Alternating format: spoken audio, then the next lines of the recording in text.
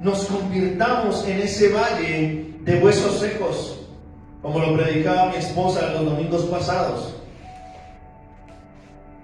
Y en esta mañana veremos una historia que es muy poco nombrada, o que muy pocas veces se le da relevancia, pero está allí en la palabra de Dios, y es la historia de Mefiboset. ¿Cuántos saben aquí quién es Mefiboset? ¿Sí? Amén, gloria a Dios. No, pastor, yo sé quién es Abraham, Isaac y Jacob, gloria a Dios, y sé quién es Jesús. Pues déjeme decirle que Mefiboset es el hijo de Jonathan, o de Jonatán, amigo del rey David. Y sabe, cuenta la palabra de Dios que en aquel tiempo llegó la noticia de que habían matado o asesinado al rey Saúl y a su hijo Jonatán en medio de una batalla, en medio de una guerra que ellos estaban enfrentando. Y dice la palabra que cuando llegó la noticia de que habían asesinado a Saúl y al rey Saúl en ese tiempo, y a su hijo Jonatán, o a sus dos hijos, dice la palabra que la niñera, la mujer que cuidaba de Jonatán, por causa de la noticia, tomó al niño de 5 años en sus brazos y huyó de aquella ciudad. Pero cuenta la palabra que en medio de ese salir corriendo de la ciudad, por causa de la noticia que ella había recibido, cuenta la palabra que este niño se le cayó de sus brazos, y por causa de la caída, este niño quedó lisiado de sus pies. Y algo que debemos tener en cuenta es que en aquel entonces, cuando un rey moría, el nuevo rey eliminaba a todos los aspirantes al trono de la dinastía anterior. Y por eso la niñera huyó con Mefiboset, porque ella creía que lo que iban a hacer con este niño era ¿qué? Asesinarlo, matarlo. Porque después de Saúl, obviamente, el hijo que continuaba ahí en el trono era Jonatán. Pero por causa de que Jonatán murió junto con él, pues, ¿cuál era el que le seguía? El hijo Mefiboset. Entonces, por esa razón, esta niñera huyó con este niño, pero lamentablemente lo dejó caer. Pero algo que no sabía esta mujer era que momentos antes o tiempo atrás, el rey David había hecho un voto, había hecho un pacto de amistad con Jonatán, de que si alguno de los dos moría, el siguiente o el que quedara con vida trataría a su familia con amor. Ese fue el pacto que hizo, o el voto que hizo Jonatán con David, con el rey David. Pero quiero que veamos qué sucedió después de que David y Jonatán, o Jonatán, hicieran ese pacto, hicieran esa promesa. Quiero que me acompañe al libro de Segunda de Samuel,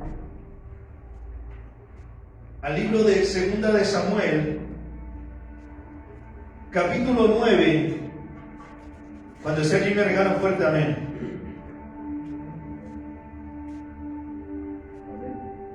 Segunda de Samuel, capítulo 9. ¿Ya está allí? Amén. Dice así la palabra de Dios.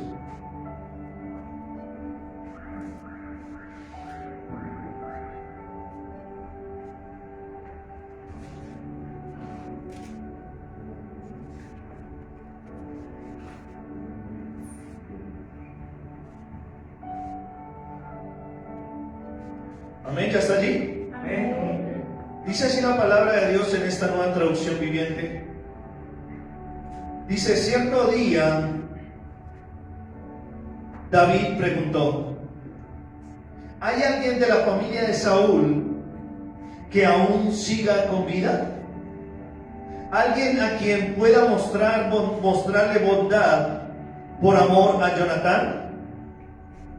Entonces mandó llamar a Siba, un hombre que había sido uno de los siervos de Saúl. ¿Eres tú, Siba?, le preguntó el rey. Sí, señor, lo soy, contestó Siba. Enseguida el rey le preguntó: ¿hay alguien de la familia de Saúl que todavía viva? De ser así, quisiera mostrarle la bondad de Dios. Siba le contestó: si uno de los hijos de Jonatán sigue con vida, le contestó: sí, uno de los hijos de Jonatán sigue con vida, está lisiado de ambos pies. ¿Dónde está?, preguntó el rey. En Lodebar, le contestó Siba, en la casa de Maquir, hijo de Amiel. Amén. Quiero que paremos allí por un segundo, ahorita volvemos a retomar este pasaje. Como vemos, dice la palabra de Dios que David empezó a indagar, empezó a preguntar que si había todavía alguno vivo de la familia de Saúl. Y dice que le consultó a este hombre llamado Siba, que era uno de los siervos de Saúl. Y dice que Siba le contestó: sí, uno de los hijos de Jonatán sigue con vida, pero está lisiado de ambos pies. Y David le preguntó: ¿dónde se encuentra? ¿Dónde está? Y dice que este hombre le contestó: está en Lodebar. Y Lodebar es un lugar o un estado de dolor, de miseria, de tristeza, de oscuridad y desesperanza. Esto es Lodebar. Lodebar era un lugar sin condiciones óptimas para vivir. Lodebar era un refugio para marginados por la sociedad. Era un lugar para quienes no aspiraban a un futuro prometedor, donde no había esperanza, donde no habían deseos de seguir adelante o de salir adelante. Lodebar, como usted lo ve allí en la palabra, está abreviado. Lo significa no y debar significa palabra. O sea que era un lugar donde la palabra no llegaba. Era un lugar totalmente aislado, donde, como le decía, allí apartaban a la gente que estaba lisiada, que no tenía esperanza, que no tenía realmente deseos de salir adelante. Un lugar donde la palabra no entraba. Prácticamente era donde la palabra, como dicen por ahí, entraba por aquí y salía por el otro lado. No producía ningún efecto. Y tal vez algunos de nosotros hemos tenido experiencias en la vida que nos han llevado a un estado de tristeza, de dolor, de desesperanza. Nos han llevado a un estado de Lodebar. Porque lamentablemente la tristeza es un sentimiento de dolor producido por un suceso desfavorable que suele manifestarse con un estado de desánimo, con un estado de ánimo pesimista. La tristeza muchas veces nos lleva a la depresión, nos lleva a no tener deseos de nada en la vida. Y por eso las causas más frecuentes de la tristeza son la pérdida de un familiar, una traición, una separación, un divorcio, una desgracia que nos haya ocurrido, un accidente, un abuso o una enfermedad, o aún hasta problemas económicos. No sé tú que te encuentras hoy aquí en este lugar, ¿qué Lodebar has vivido? ¿Qué situación has experimentado en la vida que te ha llevado a ese sentimiento de dolor o de tristeza? Y pueda que muchas veces ese momento haya llegado como le llegó a Mefiboset. Mefiboset, a la edad de 5 años, no esperaba que la persona que lo cuidaba, que la mujer que lo cuidaba, lo dejara caer cuando huían de la ciudad donde él se encontraba. Y por eso quiero decir en esta mañana, iglesia amada del Señor, nosotros debemos ser conscientes que las caídas harán parte de la vida. Perdón. Vuelvo y se lo repito.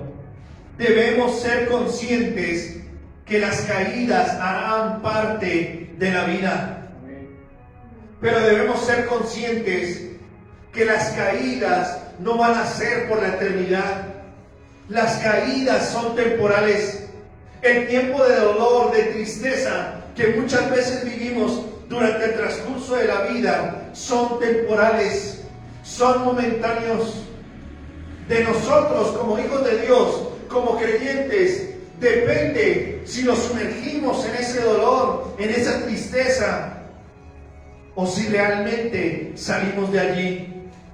Pero muchas veces nosotros, como seres humanos, necesitamos que muchas veces alguien vaya en busca de nosotros. Porque si nos sumergimos en ese sentimiento de dolor o de tristeza, lo primero que va a suceder, si usted toma apuntes allí, es que no recibiremos palabra, no recibiremos la palabra de Dios. Dice la palabra, solo el Espíritu da vida eterna. Los esfuerzos humanos no logran nada. Las palabras que yo les he dado son espíritu y son vida.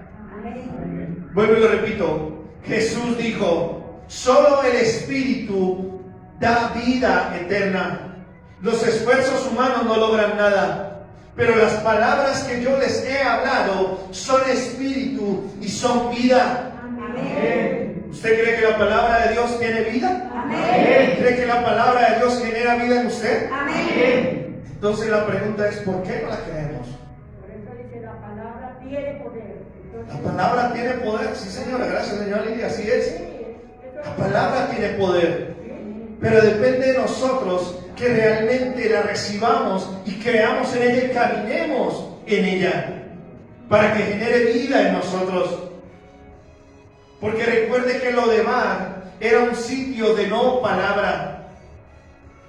Y si usted ha estado en un sitio donde la palabra de Dios se predica, pero donde la palabra de Dios no ha generado ningún cambio en su vida, es porque su corazón todavía está en Lodebar. Es porque su corazón todavía se encuentra en un momento de tristeza, o en un episodio de dolor, o en pesimismo, o en desesperanza. O es porque muchas veces dejamos que también en medio de nosotros reine lo que le nombraba al principio, el orgullo, el enojo, la raíz de amargura. Y por eso no salimos de esa situación, por eso no nos levantamos de esa caída. Y sabe, quiero confesarle una cosa. Uno como pastor espera que cada palabra que sale del altar, que sale de este púlpito, genere cambio en la vida de los hermanos que se congregan. Amén. Porque es triste saber que usted hable, es triste saber que usted hable del enojo y al momento ya está escuchando, ¿sí sabe, pastor? El hermanito allí se peleó con el otro y llevan más de un mes peleando y nada que se arreglan. Dice, ¿pero qué pasa? Hablamos de la ofensa y les decimos perdónense unos a los otros y ay hermanos, sí, amén, perdónenme, no sé qué, pero ya los 2 o 3 días ya están agarrados de las mechas y no son capaces de perdonarse, sino siguen con ese resentimiento. Y por eso el mismo Pablo, quiero que tenga aquí un separador en 2 de Samuel, no lo pierdan. Vaya conmigo a 1 Tesalonicenses.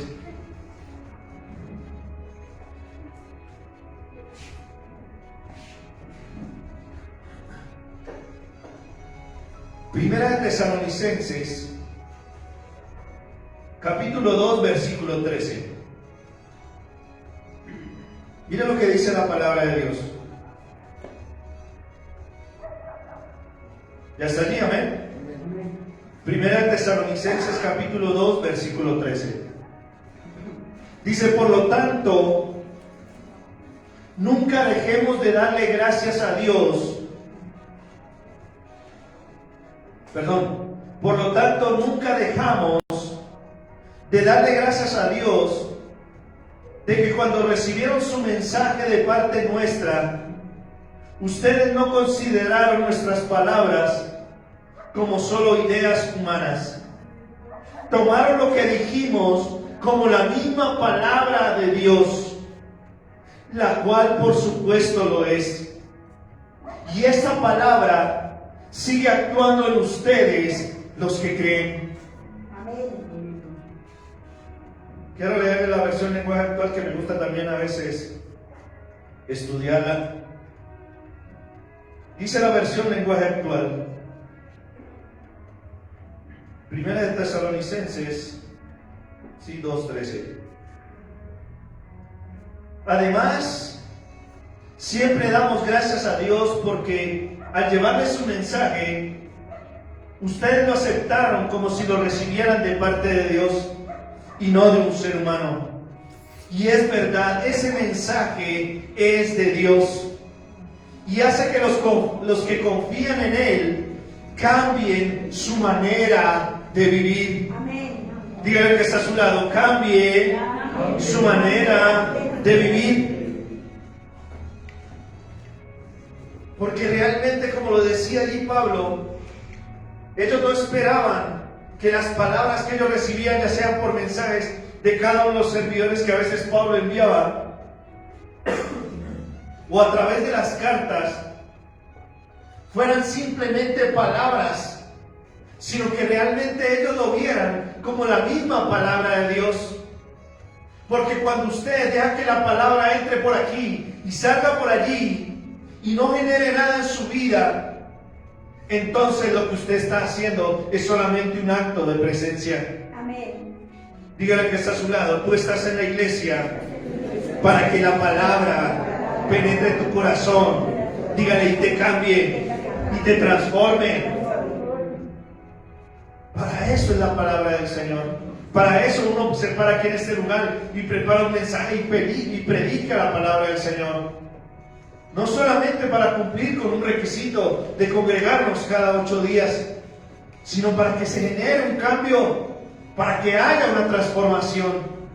Porque no sirve de nada que usted vaya aquí o vaya a otra iglesia y usted siga siendo el mismo.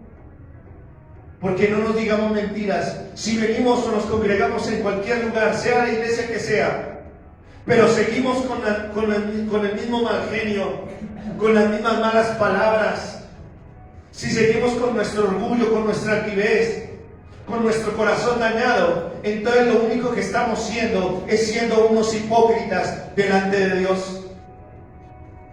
Por eso el mismo Señor les decía a los fariseos: hipócritas, ustedes quieren poner reglas, poner mandamientos, poner leyes sobre la gente, pero lo único que son es sepulcros blanqueados, por fuera lindos, hermosos, preciosos, pero por dentro llenos de podredumbre y de muerte.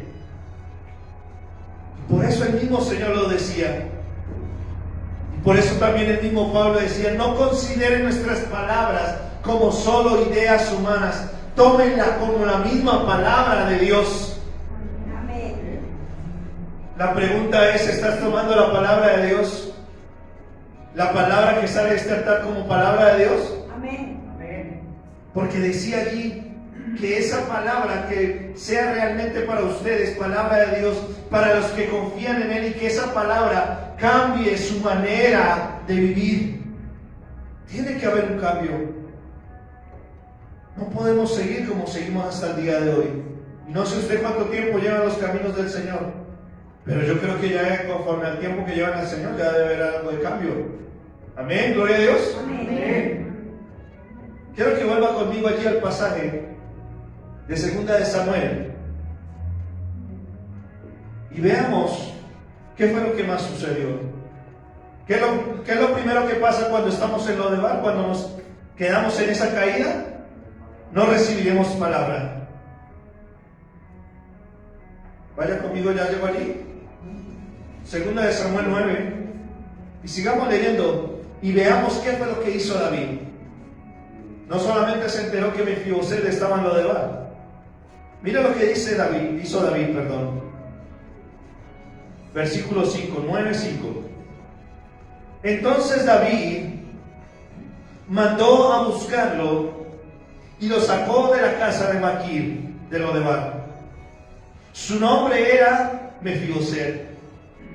Era un hijo de Jonatán y nieto de Saúl. Cuando se presentó ante David, se postró hasta el suelo con profundo respeto. David dijo: saludos, Mefiboset. Y Mefiboset respondió: yo soy su siervo. No tengas miedo, le dijo David. Mi intención es mostrarte mi bondad, por lo que le prometí a tu padre Jonatán.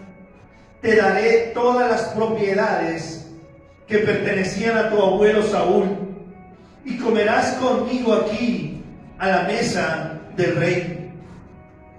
Mefiboset se inclinó respetuosamente y le exclamó: ¿quién es su siervo para que le muestre tal bondad a un perro muerto como yo? Quiero que nos pongamos por un momento, pare allí por un momento, ahorita leemos el otro pedacito. Quiero que se ponga por un momento y se imagine, póngase en los pies de este hombre Mefiboset, porque ya era un hombre, ya era un adulto. Ya había pasado bastante tiempo después de que él había quedado lisiado de sus pies. Pero dice la palabra que lo segundo que hizo David no solamente fue buscarlo, no solamente fue preguntar por él, sino que dice que mandó a buscarlo y lo sacó de allí, de Lodebar, para mostrarle bondad y para mostrarle misericordia. Y por eso quiero decirte en esta mañana, iglesia, Dios siempre tendrá la intención de buscarte y sacarte de esa caída que tuviste, para mostrarte su bondad y su misericordia. Pero todo estará en cómo nosotros aceptamos y recibimos su palabra. Por eso, lo segundo que sucede cuando tú te hundes en ese Lodebar es que perdemos la bendición y nos menospreciamos. ¿Cuál fue la actitud que tuvo Mefiboset? Dice que no solamente lo buscó y lo sacó de allí, sino que le dijo: saludos, Mefiboset. Y después le dice: no tengas miedo. Mi intención es mostrarte mi bondad, por lo que le prometí a tu padre Jonatán. Y llega y le dice David: te daré todas las propiedades que pertenecían a tu abuelo Saúl, y comerás aquí conmigo en la mesa del rey. Amén. ¿Cómo hubiera sido su actitud si usted, después de la caída, llega allí delante del rey y el rey le dice: no tengas miedo, yo no te voy a matar, mi intención no es asesinarte, mi intención es mostrarte bondad y misericordia, y te daré todas las posesiones de tu abuelo, todas las tierras de tu abuelo? ¿Cuál hubiera sido su actitud? De pronto usted le hubiera dicho: no, ¿sabe qué, David? No, yo no tengo ahorita cómo encargarme de esas tierras.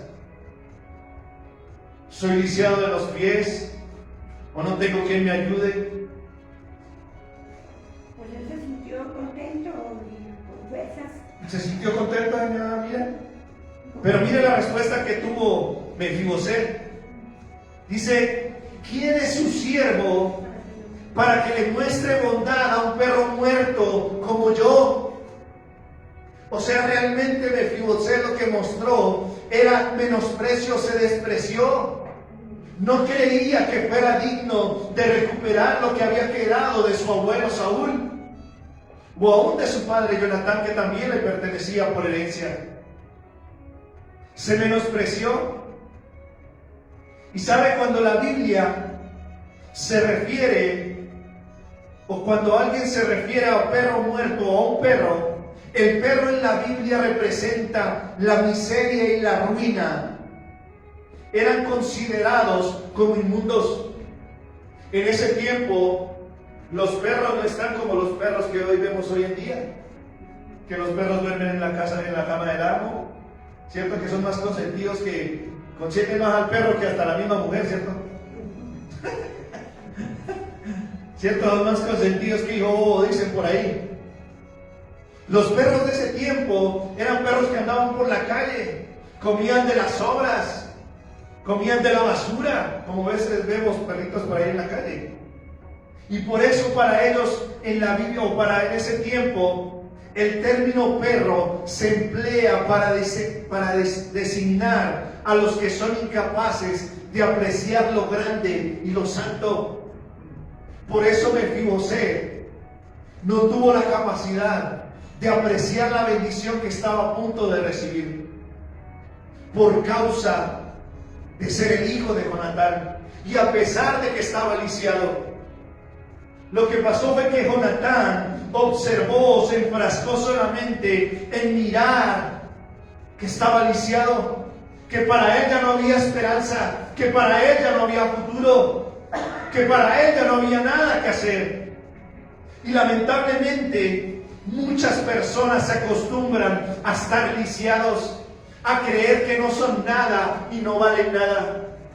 No es que no tengo, no es que soy pobre y que vivo lejos, no es que soy un burro. Y mucha gente se acostumbra a vivir en esa condición. No están lisiados físicamente, pero están lisiados mentalmente, porque solo se enfocan en su caída, solo se enfocan en su condición. Y sabe, no sé usted cuántos videos haya visto en Facebook o en YouTube, pero yo he visto videos de personas. Es más, conozco el testimonio de un pastor, Nick, ¿es que se llama Nick? Sí. Que no tiene ni bracitos ni piernas, pero ese hombre es un siervo de Dios y tiene familia y tiene hijos. Y estaba viendo el video también de otro muchacho que a los 18 años, por estar trabajando por allí creo que estaba trabajando en un tejado, y dijo que por coger algo metálico y al quitar del techo la nieve, el hombre quedó electrocutado y le quitaron los brazos y las piernas. Pero aún a pesar de eso, gente lisiada tiene el deseo, tiene la intención de salir adelante. Mefibosé quedó lisiado de sus pies, pero no de sus brazos. Quedó lisiado de sus pies, pero no de su mente, no de la capacidad y el deseo de salir adelante.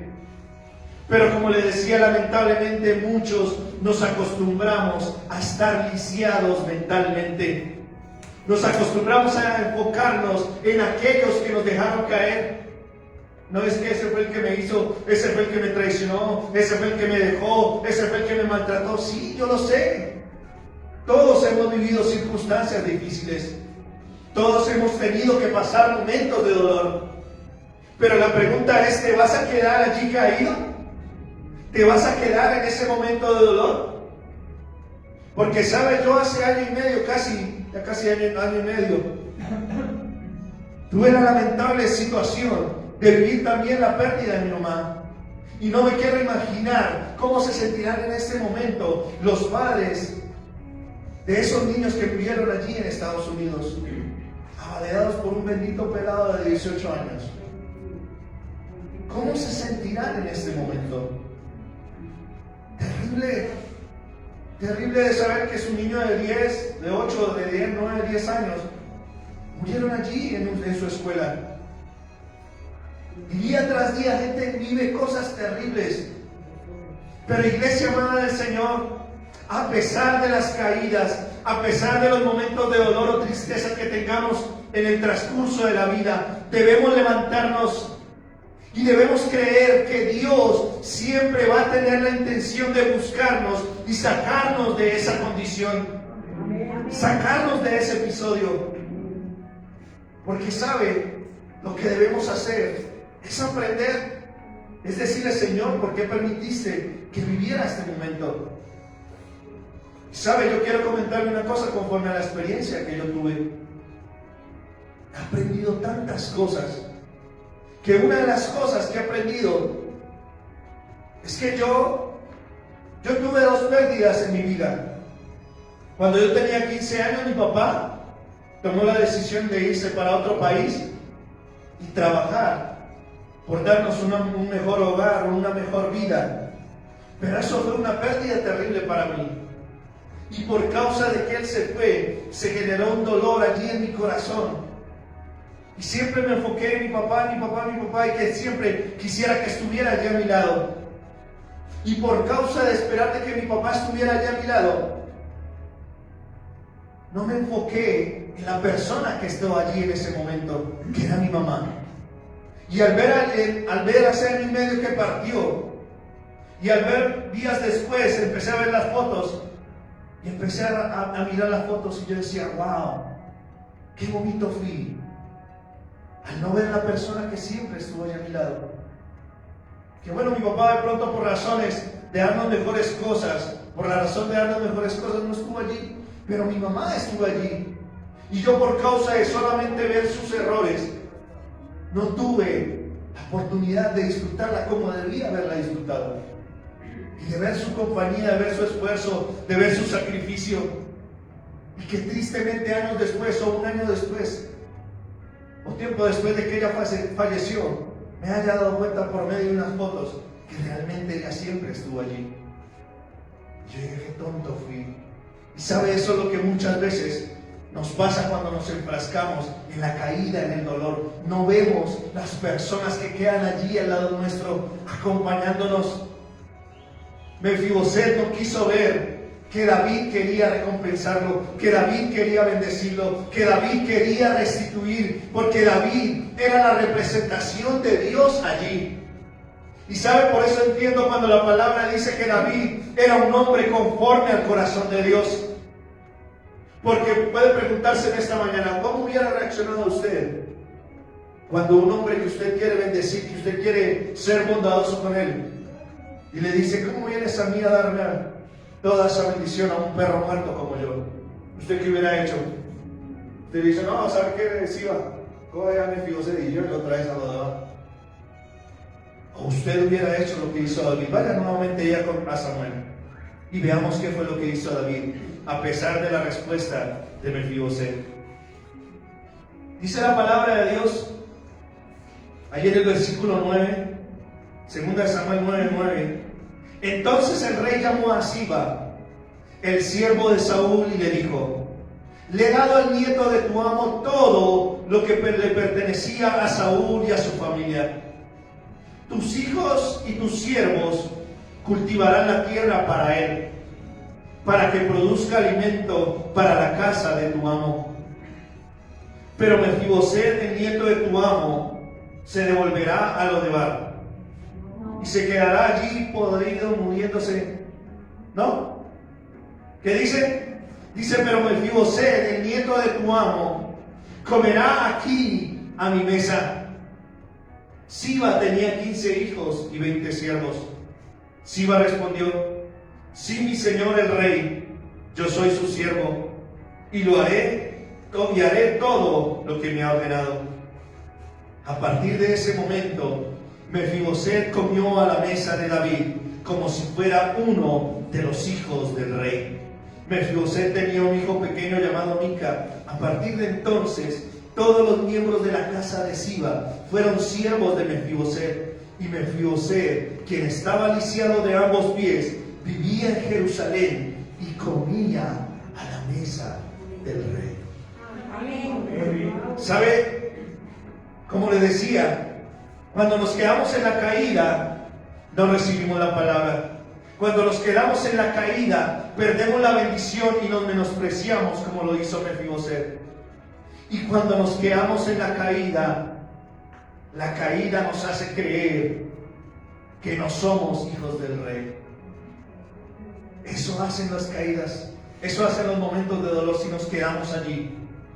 Pero como vemos, dice la palabra de Dios que a pesar de la respuesta de Mefiboset, el rey llamó a Siba, que fue uno de los servidores de Saúl, y le dijo, ahora tú vas a trabajar para Mefiboset. Y sabe, hay algo de lo que me impacta allí.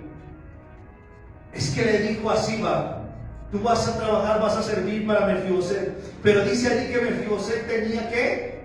Un hijo llamado Mica. Ni siquiera su hijo era motivación para decir: voy a recibir esa bendición y se la voy a dejar a mi hijo. Ni siquiera a su hijo.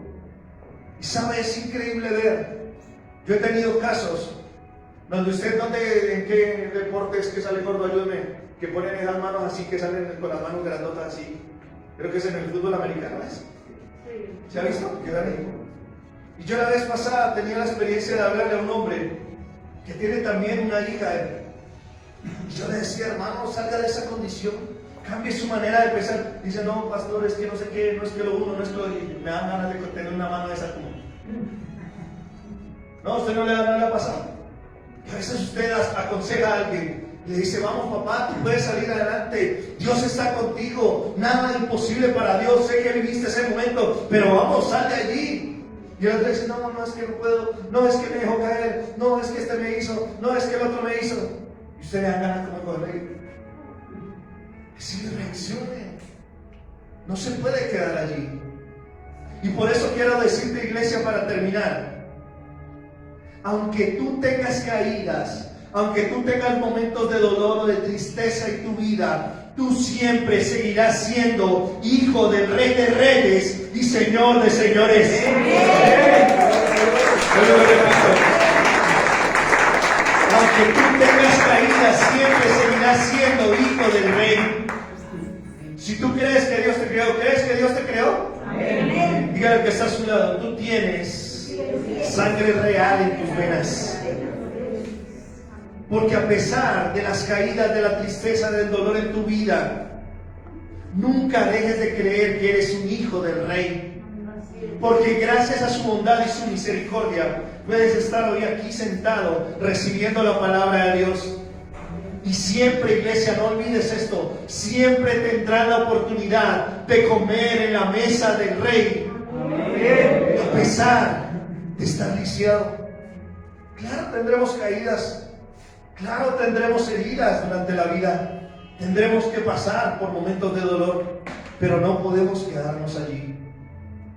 Porque como lo dijo David allí, dijo: a partir de ese momento Mefiboset comió a la mesa de David como si fuera uno de los hijos del rey. Amén. David no dijo: no, hágale una mesa allá aparte porque es el que está lisiado, es el que está mochito, no tiene piernas. No. Y es más, yo creo que cuando Mefiboset se sentó allá a la mesa del rey y pusieran el mantel, y si usted se imaginara, imagínese una mesa de 12 personas de allí, el rey David y toda la gente sentada allí, y si yo le preguntara quién era Mefiboset, ¿usted lo podría identificar? No lo podría identificar, porque estaba cubierto por el mantel, porque estaba cubierto por la gracia, por la misericordia del Señor, por la bondad del Señor. Amén. Y eso es lo que hace el Señor con cada uno de nosotros. Él nos busca y nos quiere sacar de esa condición, de esa caída, de ese dolor. Y nos quiere volver a poner en la mesa del Rey. A pesar de lo que hayamos vivido, no sé tú qué has vivido, no sé tú qué viviste. Pero como le digo, iglesia, siempre guarda en tu corazón de que a pesar de lo que vivas, si sea muy duro, muy difícil, porque saben, muchas veces, lamentablemente uno a veces como ser humano tiende a echar la culpa a Dios. Y nos pasa no solamente como Mefiboset, sino como hasta el mismo Job, que vivió cosas terribles. Y de pronto refunfuñó, y lógico, por la situación que vivió, porque vivió hasta en enfermedad. Pero qué bueno que nosotros, así como Job, a pesar de lo que vivimos, siempre nos mantengamos fieles a Dios. Porque dice la palabra que en los últimos tiempos, o en los últimos momentos de Job, cuando él ya creía que ya no había nada que hacer, dice que el Señor le volvió a restituir todo lo que él había perdido. Y hasta le dio, creo que 12 hijos, si no estoy mal, 10 o 12 hijos. Lo volvió a bendecir. Y eso es lo que quiere hacer el Señor. Qué bueno que nosotros más bien aprovecháramos esas caídas, esos momentos de dolor o de tristeza, para tomarlo como una experiencia, para aprender de ellas, y para que cuando nos encontremos con otra persona que haya vivido una situación parecida, podamos decirle: ¿sabes? Yo viví esto, pero gracias al Señor Gracias al Rey de Reyes y Señor de Señores, Él me buscó y me sacó de allí, de ese Lodebar. Y hoy puedo estar sentado nuevamente en la mesa del Rey, comiendo de su mesa. Porque a pesar de lo que viví, sigo siendo hijo del Rey. Amén. Quiero que se ponga de pie. Y quiero que con una adoración que tenemos allí, cierre sus ojos. Por favor, apagemos la luz. Vamos, señora Elia. Desde la mamá de Samir,